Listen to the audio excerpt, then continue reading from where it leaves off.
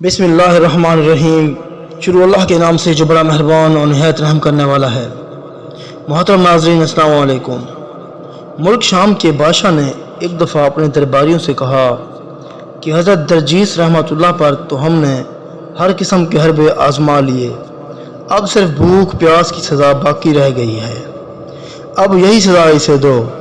चुनाचे बादशाह के हुक्म पर हज़रत दरजीस रहमतुल्लाह को एक भिखारन बूढ़ी औरत के घर कैद कर दिया गया और इसके इर्द गिर्द पहरा बिठा दिया गया ताकि कोई आपको खाने पीने का कोई सामान ना पहुंचाए। जब भूख ने आपको सताया तो आपने खातून से फरमाया कि मुझे भूख लग रही है, तुम्हारे पास खाने को कुछ है? इसने कहा, इस ज़ात की कसम जिसके नाम की कसम खाई जाती है, हमें तो कई दिनों से खाने पीने की कोई चीज़ मुयस्सर नहीं हुई कि जिससे हम अपनी भूख मिटाएं। मैं बाहर निकलती हूँ और आपके लिए कुछ लाने की कोशिश करती हूँ, हो सकता है कि कोई कुछ दे दे। आपने फरमाया, क्या तुम अल्लाह को जानती हो? इसने कहा, क्यों नहीं? आपने फरमाया, तो क्या तुम इसकी इबादत करती हो? इसने कहा, इबादत तो मैं नहीं करती। आपने इसको अल्लाह की इबादत करने की दावत दी। इसने आपकी तस्दीक करके ईमान कबूल किया और अल्लाह की इबादत करने का अहद किया। इसके बाद खाने पीने के लिए कुछ मांगने घर से निकली। आप अल्लाह से दुआ करने में मशगूल हो गए। यकायक घर का एक खुश्क लकड़ी का सतून हरा भरा दरख्त बन गया और वो तमाम मेवे इसमें पके हुए नज़र आए जो खाए जाते हैं या मशहूर हैं या जिनका नाम सुना गया है। और इस दरख्त की एक शाख छत की तरफ से बाहर की जानब निकली जो घर और इसके इर्द गिर्द में साया करती थी। खातून वापस आई तो देखा कि आप ताज़ा मेवे खा रहे हैं और घर में एक करिश्मा कुदरत हम इकसाम के मेवे और फल लाने वाला दरख्त भी अल्लाह ताला ने पैदा फरमा दिया है।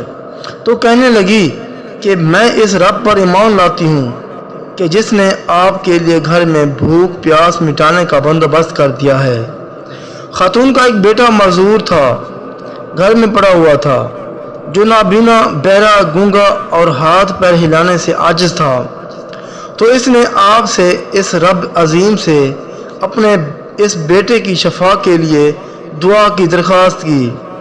आपने फरमाया कि इसे मेरे पास लाओ। खातून इसे आपके पास लाई। आपने इसकी आंखों में अपना लुआब दहन लगाया तो वो बीना हो गया, कानों में छुटकारा तो सुनने वाला बन गया।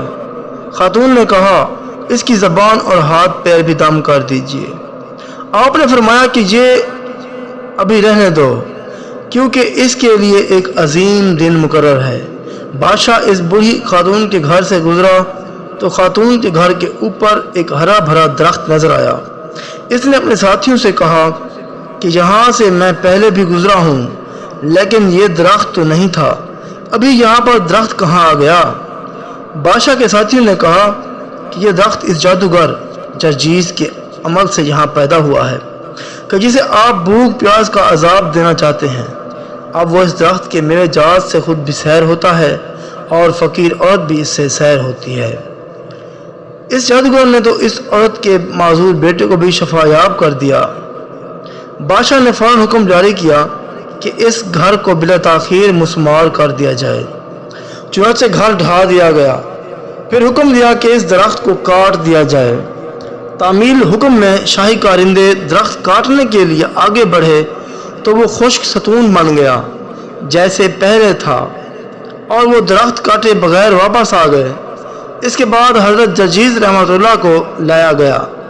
आपको ज़मीन पर लिटा कर 4 कीलें आपके हाथ पैरों में ठोक दी गई। इसके बाद एक बछड़ा लाया गया, इस पर वज़नी किस्म के सतून लाद दिए गए। बछड़े के नीचे बहुत से खंजर और तेज़ धार छुरे सलीके से लगा दिए गए और हज़रत दरजीस रहमतुल्लाह के यहाँ ऊपर लाकर लिटा दिया गया। इसके बाद 40 बैलों को इस बछड़े पर एक साथ दौड़ा दिया गया। नीचे पड़े दरजीस रहमतुल्लाह के टुकड़े टुकड़े हो गए। इन टुकड़ों को बादशाह के हुक्म से जला कर राख कर दिया गया और इस राख को समंदर में फेंकने के हुक्म पर कुछ लोग इसे समंदर फेंक आए تو ایک ندا گونجی، اے سمندر، اللہ تجھے حکم دیتا ہے کہ تو اس راکھ بننے والے پاکیزہ جسم کو باحفاظت رکھ لے، اس لیے کہ وہ اسے دوبارہ پہلے کی طرح زندہ کرنا چاہتا ہے۔ اس کے بعد تیز ہوا چلی جس نے سمندر سے راکھ کو نکال لیا، یہاں تک کہ راکھ کا ڈھیر جمع ہو گیا۔ راکھ پھینکنے والے یہ سب دیکھ رہے تھے۔ راکھ میں گرد و غبار کا دھواں سا بن گیا، اور اس دھوئیں سے حضرت جرجیس رحمۃ اللہ سر سے غبار جھاڑتے ہوئے زندہ سالم نکل آئے۔ راکھ پھینکنے والے واپس ہوئے تو حضرت جرجیس رحمۃ اللہ بھی ان کے ساتھ واپس آ گئے۔